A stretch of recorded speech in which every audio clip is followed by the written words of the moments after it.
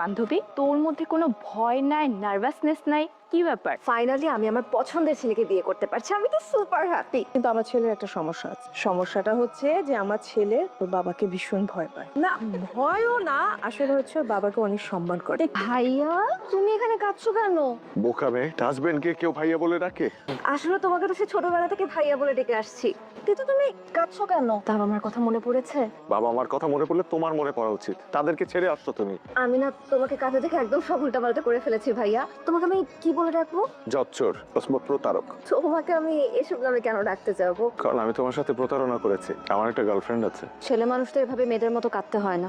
আমার গার্লফ্রেন্ড জেবিনের সাথে আমার ব্রেকআপ হয়ে গিয়েছিল। ব্রেকআপ কেন হয়েছিল? আমি ওকে বডি শেমিং করেছিলাম। ও আগে খুব মোটা ছিল।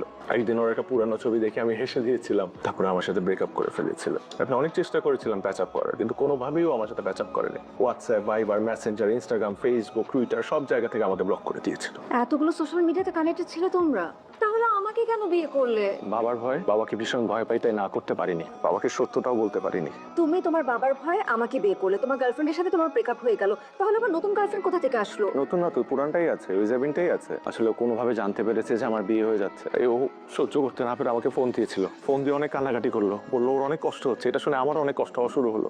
তুমি আমার বউ হও বা যাই হও, আমি একটা কথা সোজা সাপটা তোমাকে বলে দিই, আমি জেবিনকে অনেক ভালোবাসি এবং ওকে ছাড়া আমি বাঁচবো না। ও বিবাহিত অবস্থায় আরেকটা মেয়ের সঙ্গে সম্পর্ক রেখেছে। ওর দ্বিতীয় অপরাধ, সমস্ত কথা গোপন করে তোকে বিয়ে করেছে। ওর মতো ছেলেকে না পুলিশে দেওয়া উচিত। তার আগে ওর বাবা মার কাছে ওকে আমি নিয়ে যাব, কানে ধরে নিয়ে যাব। কে নিয়ে যাবে জানিস? তোর এই ছোট খালা নিয়ে যাবে। তুমি এমন কিচ্ছু করবে না খালা। আমি কি করব? সারাটা রাত আমি ঘুমাতে পারি নাই খালা। তোমরা তো আমাকে জোর করে বিয়ে দাও নাই। এই বিয়ে তো আমার আগ্রহ বেশি ছিল, তাই না? বান্ধবীর বড় ভাই, সেও কখনো ইন্টারেস্ট শো করে নাই, আমিও কখনো সাহস করে ভালো লাগার কথা বলতে পারি নাই। ওদের বাসার থেকে আমার জন্য বিয়ের প্রস্তাব আসলো, ভেবেছিলাম বিয়ের পর সুখের একটা সংসার হবে, কিন্তু বাসর রাতে এত বড় একটা ধাক্কা খেলো। দোষটা আমাদের, অনেক বড় ভুল হয়ে গেল রে। আমি কিন্তু খুব খুশি যেরকম লক্ষ্মী একটা মেয়ে আমার ঘরে বউ হয়ে আসছে। বাবা, এখন কিন্তু ভাইয়ার বিয়ে হয়ে গেছে, তুমি কিন্তু আগের মতো ওকে আর বকাবকি কইরো না। জীবনের সবচেয়ে বড় সিদ্ধান্তটা কিন্তু তোমার মত অনুযায়ী নিয়েছে আমার ছেলে। ভাইয়া, নাস্তা খাওয়ার পর আমি কিন্তু চলে যাব। আপনাদের বৌমাকে তো আপনারা বুঝেই পেয়েছেন। আমি দুপুরে রান্না করব, তারপরে খেয়ে আপনি যাবেন। কিছু মনে না করলে আজকে দুপুরের রান্নাটা আমি করতে চাই। মার্শাল্লাহ, খুব গুণবতী বউ আমার। শোনো, আমি একটু বাইরে যাব, একটা কাজ আছে। ঠিক আছে। জিজ্ঞেস করলে না কি কাজে যাব? জেবিনের সাথে দেখা করতে চাচ্ছ? একটা শার্ট পরে যাও। শার্ট আয়রন করা আছে? আমি আয়রন করে দিচ্ছি। তুমি এখন কাঁদছো কেন? তো কাঁদবো না? আমি তোমাকে ভালোবাসি না? সবকিছু ছেড়ে ছুড়ে তোমাকে কল দিলাম, সরি বললাম, তারপর আটকাতে পারলাম না।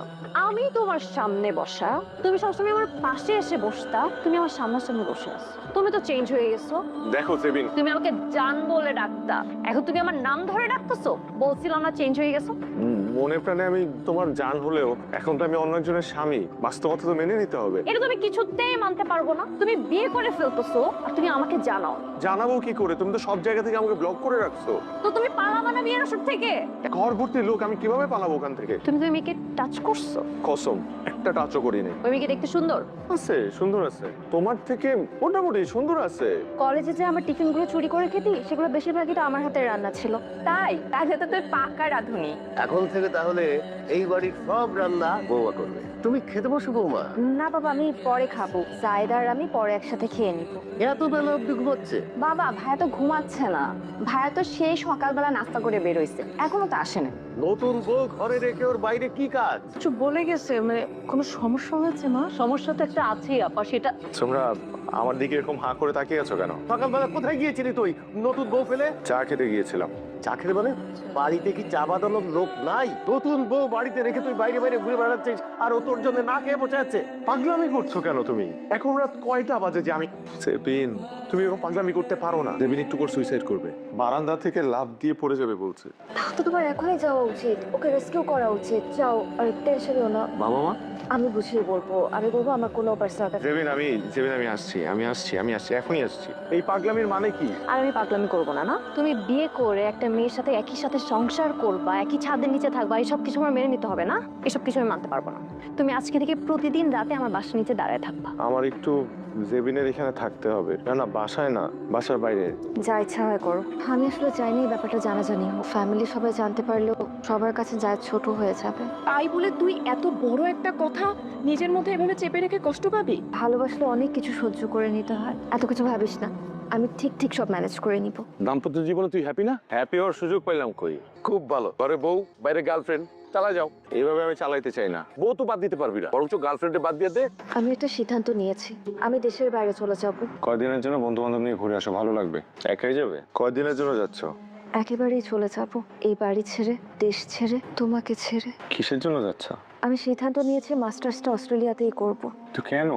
সেটার তো তোমার ভালো জানার কথা। এই প্রশ্নটা আমাকে না করে নিজেকে করো। হ্যালো, তুই আমার ফোন ধরতেছিলি না কেন? তোর আমি সারা রাত ফোন দিচ্ছি। আমি ঘুমাইছিলাম। তোর না সারা রাত আমার বাসার নিচে দাঁড়ায় থাকার কথা। এখন বউ পেয়ে তো শুধু ঘুমাইতে ইচ্ছা করে না। তুমি গালিগালাজ করছো কেন? তোকে গালি দিব না, না আমার বুঝতে দেরি হয়েছে, কিন্তু এখন আমি সব বুঝে গেছি। আমি রাখি। ফোন রাখবি না, তুই খবরদার ফোন রাখবি না। যার একজনের প্রতি ভালোবাসা থাকা অবশ্যই জরুরি। জাপানিজ একটা উক্তি আছে জানো, যখন তুমি জানো যে তুমি ভুল ট্রেনে উঠে পড়েছো, তখন তোমার উচিত সব থেকে কাছের স্টেশনে নেমে যাওয়া। রাত কার নাকি রে? আমি কয়েকদিন এখানে থাকবো। আমি বলবো না তো কে বলবে? তুমি কি ওকে আমার থেকে বেশি চিনো? ও বিয়ে করছে, বিয়ের পরে ওর প্রাক্তনের সাথে ও সম্পর্ক রেখেছে। কেন? ওয়াই? তুমি সবকিছু জেনে শুনে ওর সাথে এখনো সম্পর্ক রেখেছো। আমি যদি ওর বিয়ের সময় দেশে থাকতাম না, তাহলে সোজা গিয়ে ওর কানটা ধরে তোমার কাছে নিয়ে আসতাম। এখন তোমাকে কে বিয়ে করবে? আমি যাকে বিয়ে করব তাকে নিয়ে আমি হানিমুনে যাব ইউরোপে আর সেটেল হবো আমেরিকায়। হ্যাঁ মা, হ্যালো বাবা, তুই কোথায়? আমি এক বড় ভাইয়ের বাসায়। কি হয়েছে বাবা, বলো কি হয়েছে? আমার মনটা ভালো নেই মা। আমার বল, যদি কোনো সমস্যা তুই কাকে না বলতে পারলে আমাকে বল বাবা। কি আমি সময় মতো বাসায় চলে আসবো। কিরে জায়েদ খান, বাসায় যাবি না? বল। ও তো চলে যাচ্ছে। আরে অনা বাসা ছেড়ে চলে যাচ্ছে।